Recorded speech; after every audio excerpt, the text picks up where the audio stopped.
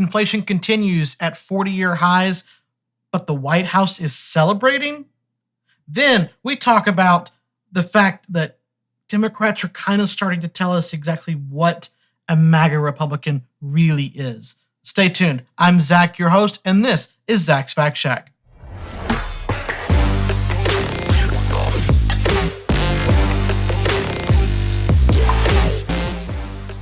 Hello and welcome back to Zach's Fact Shack. I'm your host, as I said, Zach. We have a lot to talk about today, but before we go any further, remember, if you're on YouTube, to like, subscribe, and hit that notification bell. Go ahead and comment. Let us know what you're thinking of the show, what you want to hear, what you want to talk about. That really helps the algorithm to get the videos out there and get more people to be able to see what we're doing. I'm counting on you guys to make sure that people are hearing what we're talking about. You can also let your friends know about Zach'sFactShack.com. That's where you'll be able to find a link to all of our different outlets, whether that's audio or video. Again, that's Zach'sFactShack.com. Make sure you send your friends there. We're going to get started today with an interesting story, at least to me. And over this past week, the new August inflation numbers came out, and they expected it to be around 8.1% inflation from August 21 to August 22. What they actually got was 8.3%.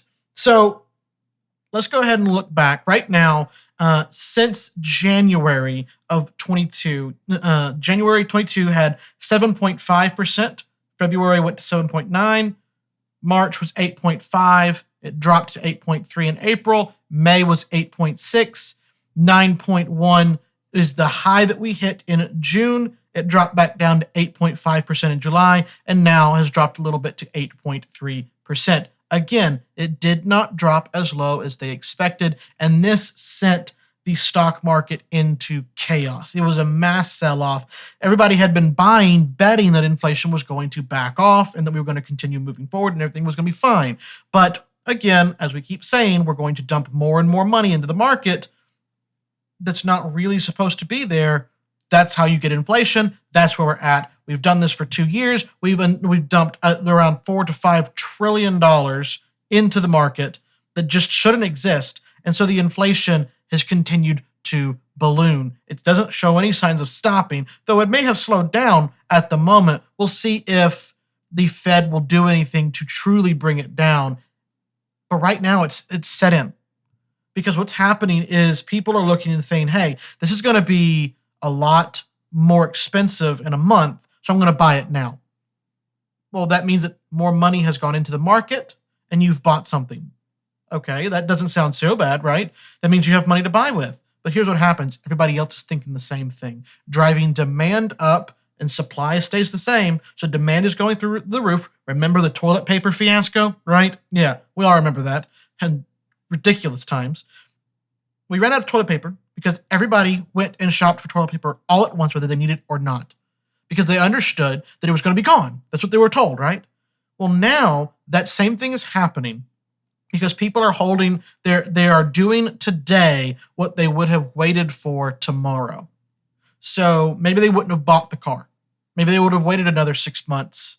Maybe they would have waited for that house. Maybe they would have waited for a few things to kind of let everything settle down. But instead, everybody understands now inherently that the cost of living is skyrocketing, that the prices are going through the roof, that inflation is rising. So now they're saying, okay, I don't want to pay more in a month or 6 months, so I'm going to go ahead and do that now and just get it out of the way while the prices are really low right now. We're going to do that and we'll be fine. But what that does is it then causes the prices to go up. And it's a feedback loop. The more you realize that inflation will rise, the more you'll buy now before it does, causing the inflation to rise. So the way that you combat that is to increase the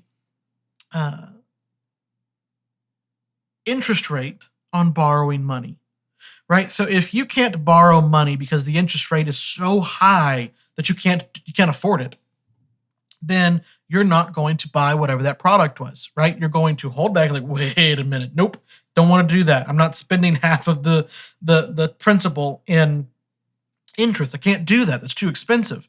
So you hold back. And then more people hold back. And everything starts to settle down. The prices begin to drop again because no one's buying it and they got to get it sold, right?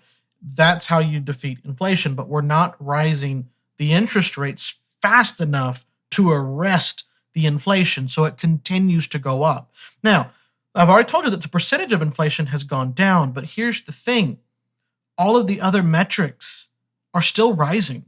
The cost of energy, the cost of food, everything's still climbing, right? It's just maybe has slowed its rate of climb, but that's not a decrease in climb, right? We haven't dropped the inflation. The inflation hasn't dropped. It just slowed down how quickly it was inflating, but it hasn't deflated. That's not happening. It's just slowed down. So this is not a reprieve. It's not a good thing. We're still incredibly high. We're at 40-year highs on interest rate or on inflation rates in the country. 40 years. I'm not 40 years old. Why are we still dumping money into the economy from the government? And here's what I mean. So while the news was breaking that the inflation numbers were still very high and higher than expected, and that the stock market was collapsing because of it, the single largest sell-off since the 2020 crash because of COVID. The Biden administration was having a party on the White House lawn talking about how they had defeated inflation. And if you're watching, you'll see I have that a side-by-side right here where you have Biden holding the mic celebrating that they had defeated inflation. And yet right beside him is the stock market crashing over 1,200 points. It's like, you can't make this up. This is genuinely how dumb can you get politically to not realize that celebrating inflation going down and scheduling the party to happen right as the numbers come out, that you don't know what the numbers are going to be, and you're going to celebrate that you got inflation under control whenever it's still at record high levels, that reeks of a disconnect to reality, a disconnect with the American people. It sounds an awful lot like Marie Antoinette saying, "Let them eat cake." When she was told that there was no bread for the commoner and they were starving, she said, "Well, let them eat cake." If there's no bread, there's no cake. That's how that works. But you're so out of touch with reality and the common man that you think that these things are okay, and they're just not.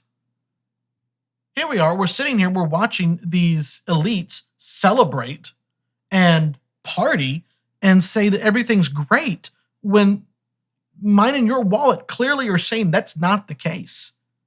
When you're having to make choices on what you're going to buy this month because you can't afford to buy everything you need. You got to slow that down. You got to, I'll push this off till next time because the price is just, I can't do it. And then other people are saying, well, this is going to be so much more expensive. I just have to put it on the credit card because I have to have it. It's a need. Maybe it's food. Maybe it's medicine. Maybe it's clothes. And you have to put it on the credit card because you don't have the money because the cost is so high on everything else that you run out of money to be able to buy it, but you still have to have it.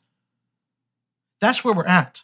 That's what we're looking at. That's the reality that we're in. And yet the Democrats in the White House are partying and celebrating as if they did something. I'm going to show you a montage, and it's a Republican National Committee, an RNC video. So it is a campaign ad, but I want you to see what we have been being told while Biden has been in office this whole time about inflation and what it meant and what was happening and just how wrong the government has been at every single turn. Let's watch this. I really doubt that we're going to see an May 2021. inflationary cycle. Most economic analysts believe that it will have a temporary or transitory impact. The faster than expected increase in some of those prices is actually a good sign. The overwhelming consensus is going to pop June up a little 21. bit and then go back down. No one's talking about this great, This is something that will July. settle down. Transitory. Transitory. And the data shows that most of the price increases we've seen were expected and are expected to be temporary. There's nobody suggesting there's unchecked inflation on the way. It's highly unlikely that there's going to be long-term inflation that's going to get out of hand. I don't know anybody who's worried about inflation. Over the last couple of months, August of we 21. actually saw it trended downward. President Biden's chief of staff, Ron Klain, enthusiastically October of 21. retweeted an economist who had said in part most of the economic problems we're facing, inflation, supply chains, et cetera, are high-class problems. What is the Granholm plan November to 21. increase oil production in America? Oh my God, that is hilarious. Well, the number one thing that the president can do is help get COVID under control. That we know is the root cause of inflation. President Biden this afternoon saying he thinks December we're of at the peak 21. of the crisis right now and that lower prices are on the way. The inflation has everything to do January with supply chain. 22. Make no mistake, inflation is largely the fault of Putin. I'm going to do everything I can to minimize Putin's price hike here at home. If you want to get rid of inflation, April. the only way to do it is to undo a lot of the Trump tax cuts. Ever since you've come into office, things are really looking up. You know, gas is up, rent is up, food is up, everything. And here they are. Funny joke, right? Since you come in office, everything's looking up. Gas is up, food is up, house is up, clothes is up. And they laugh. They say that this is a high-class problem. But is it? Let me ask you, if you have $1 and everything costs $5, do you have enough money to buy what you need? No. But if you have $100 and everything costs $5, you do have the money to buy. Inflation is not a high-class issue. Inflation hits hardest the working and the poor because they're already trying to stretch the money that they have to the next paycheck. And now you're causing everything to go up in price. That is not good. That's not good for the country. That's not good for... It's not good for anybody. Why are we celebrating when clearly this has not improved? Maybe soon it will, but 8.3% is still a staggering amount of inflation. And quite honestly, I'm not sure how they get to that number. I'm not sure how they get to the numbers being this low when literally every aspect of inflation is in the double digits or higher in inflation. I think the lowest number I saw in the price indexes that go into this are something like 11%, and everything up is, some things are up 40, 50, 60% of inflation. So I don't know where 8.3% comes from, but that's the number that they wiggle out, and that's it's still bad. That's how bad the inflation really is. It's that number is still bad. A number that appears to be somewhat finagled. Again, I'm not an economist. I don't know. Maybe they have some really smart way of getting there. I don't know. But what I do know is that this is not going to end well. I want to talk about Biden's MAGA Republican speech because things are starting to come out from the Democrats that would explain what they believe. So the policymakers, the lawmakers in charge right now, what they believe a MAGA Republican is, because Biden does tell you what a MAGA Republican is in his speech.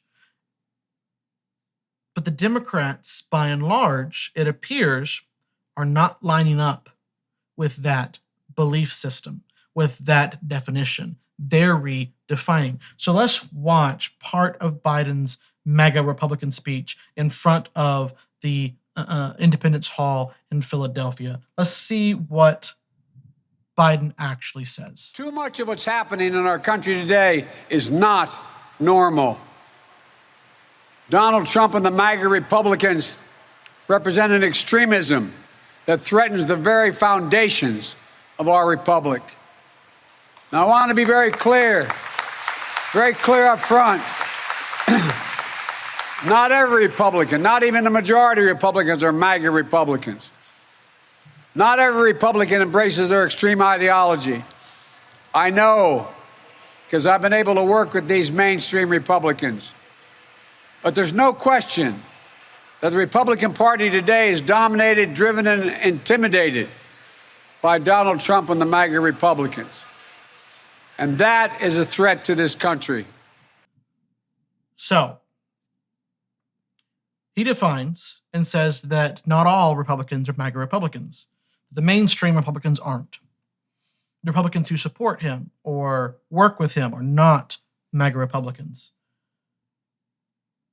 But let's go to the House, where a representative from Georgia, Hank Johnson, makes a statement about what he believes an actual MAGA Republican is. First, he's going to remind us of what MAGA Republicans did. So let's listen to this.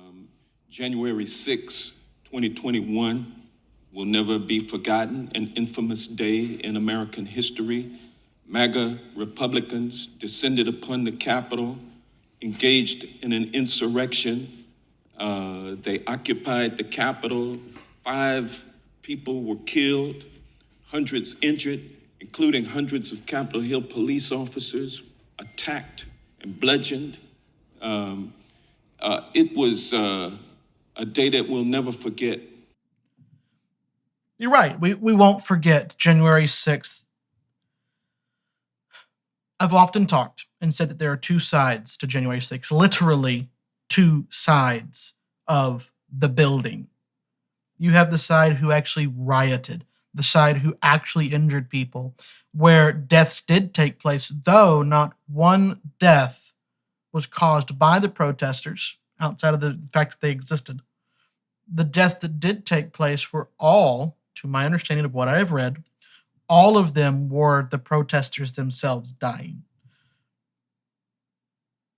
I cannot speak to the injuries of the officers, although the violence that was shown on that side would say that there probably was injuries. You can't throw fences around like that and not injure someone. So that would make sense.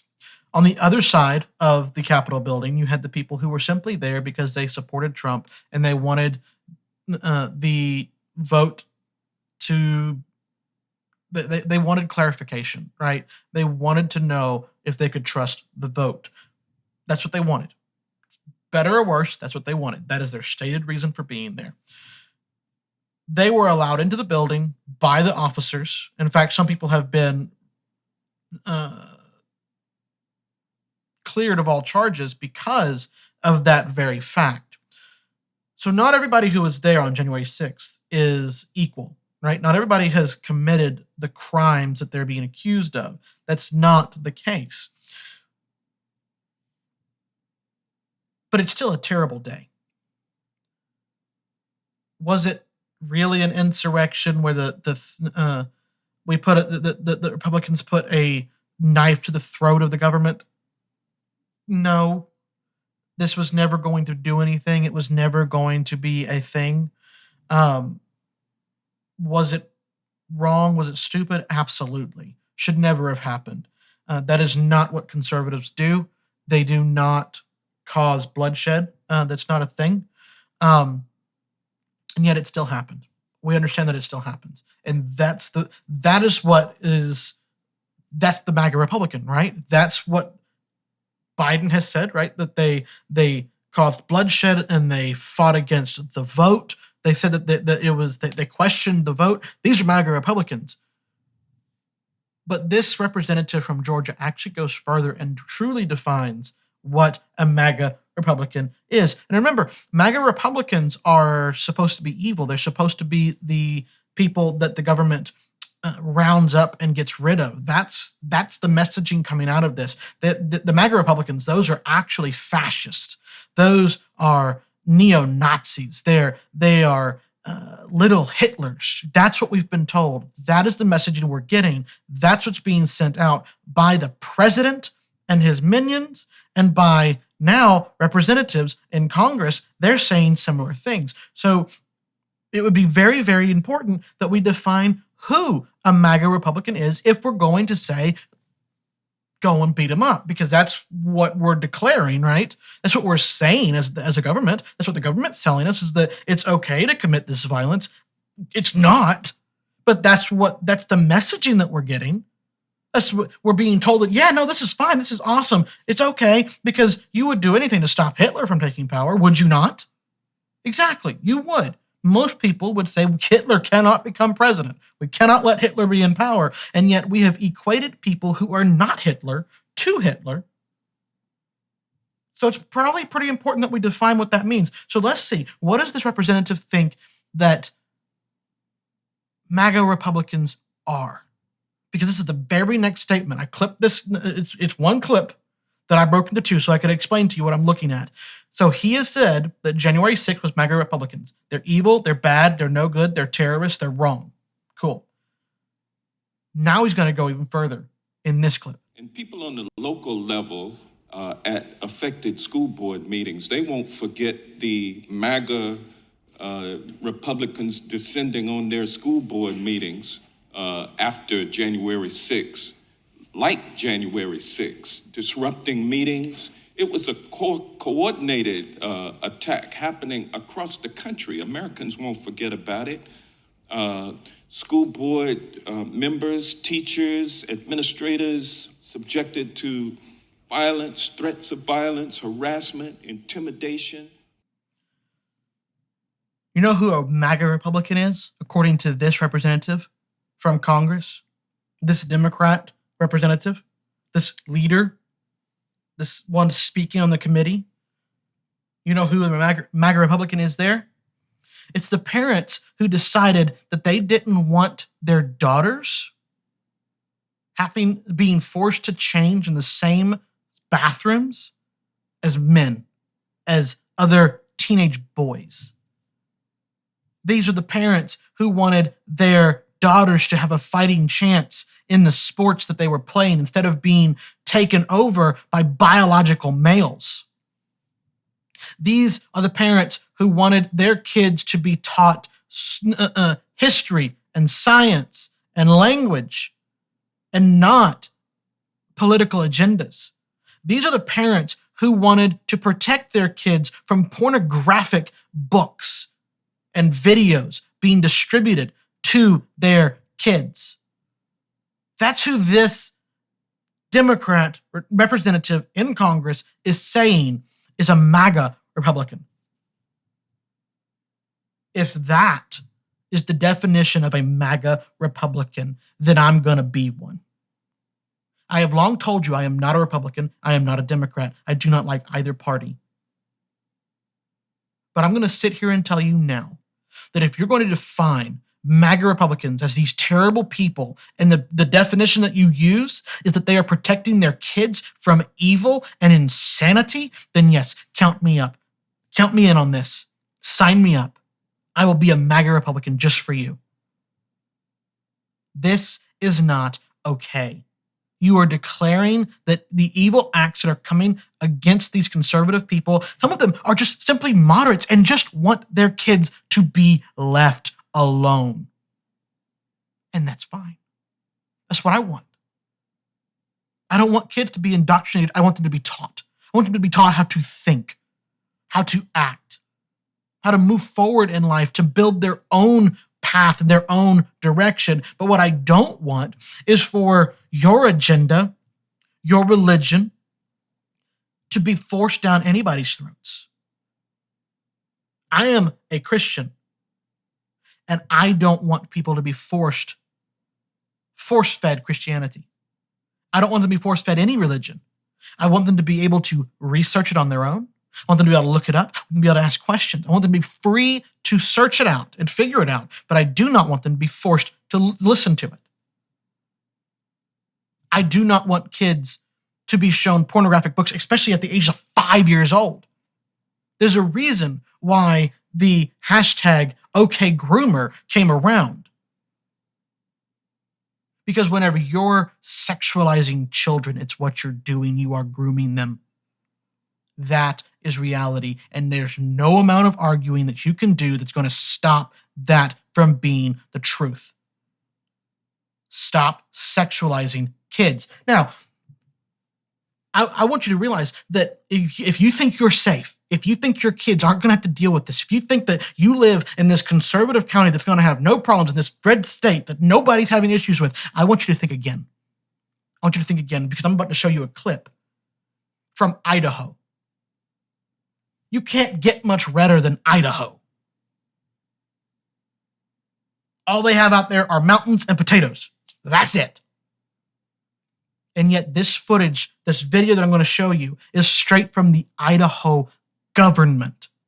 They are doing this. What they're doing is they are pushing what's called porn literacy.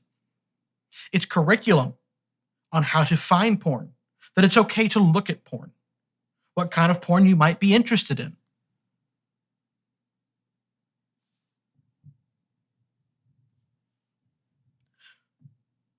I'm going to repeat it. Stop sexualizing kids. Listen to this clip from instructors talking about how porn literacy can be useful, how it should be taught, what you should do with it. Watch this. We can promote a shame-free educational space by letting young people know that it's okay if they are curious. It's okay if they have watched porn, and it's okay if they have thought about porn. I always make sure to say someone being curious about sex and or porn does not make them a bad person. It makes them human. It's so important we normalize that this is a natural human experience. And I also want to make a point to share that not wanting to watch porn is also completely fine. There's no judgment and shame for not being curious. That's okay too. And we want to create environments in the classroom where students don't shame each other. So as an educator, my job is to provide information about sexual health and have students critically think by exploring all sides of an issue. Critical thinking skills are the largest component of porn literacy. It's the ability for young people to analyze and ask questions about the media that they're viewing. Critical thinking skills allow young people to understand the intention behind pornography. So much of sex education is reflecting on our values and beliefs in relation to a topic, and porn literacy is no exception. For facilitators, it's first important for them to reflect on their reasons for wanting to teach porn literacy. Do they want to teach porn literacy because they believe watching porn, and by extension sex work, is inherently bad and they want to stop young people from accessing it? That's unfortunately not going to lead to good conversations because it's pushing one agenda, that porn is bad. Do you understand what you just listened to? If not, pause, rewind, listen to that again.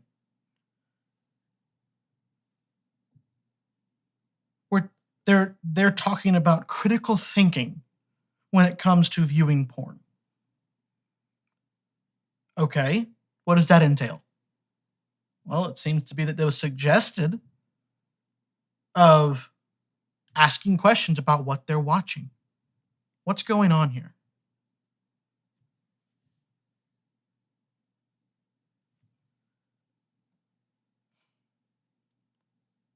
Stop sexualizing minors.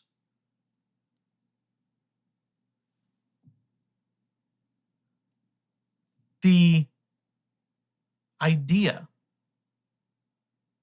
that porn is good, that porn is healthy, that it's normal.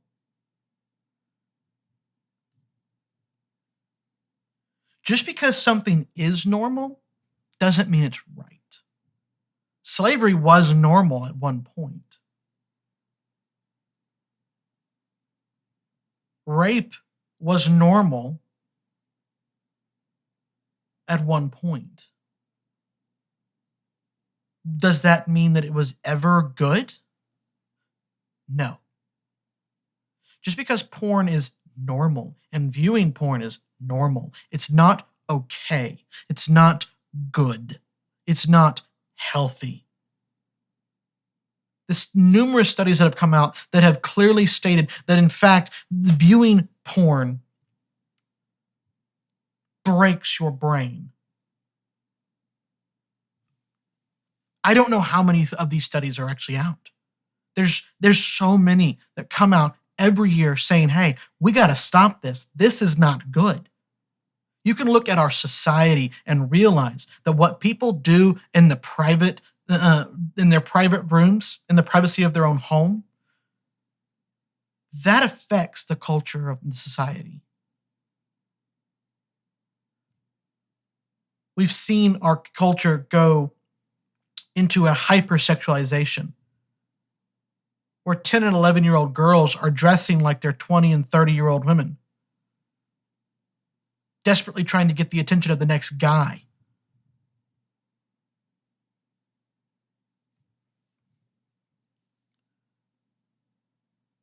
The sexualization of kids has to stop. Like I said, if you think that you're safe, that you're not going to have any problems because you're in a red state, you're in a conservative county, think again.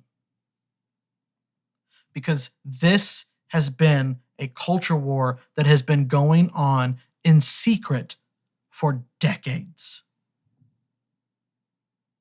People talk about how conservatives just need to be quiet and they stop worrying about the social stuff. Just worry about, we just need to be fiscally responsible. We just need to lower taxes and let people live. Here's the thing. Why? Why would you be fiscally conservative and not socially conservative? I know many people are. But if there's no reason to conserve your culture, why worry about money?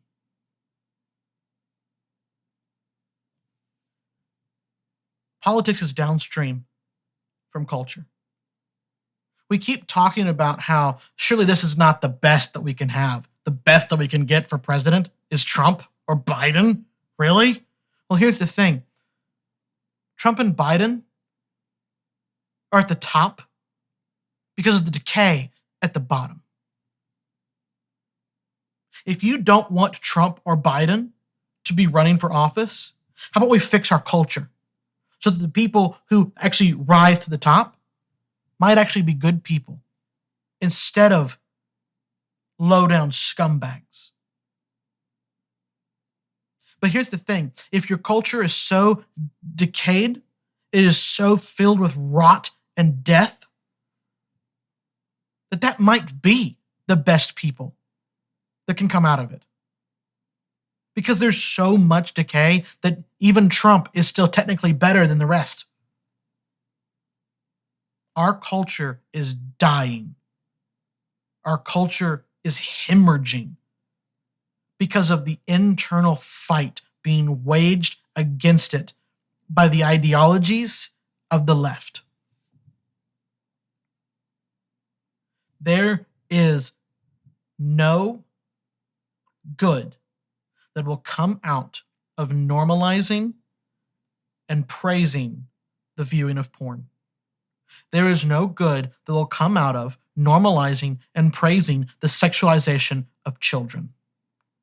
There is no good that will come out of the normalizing and praising of mutilating people.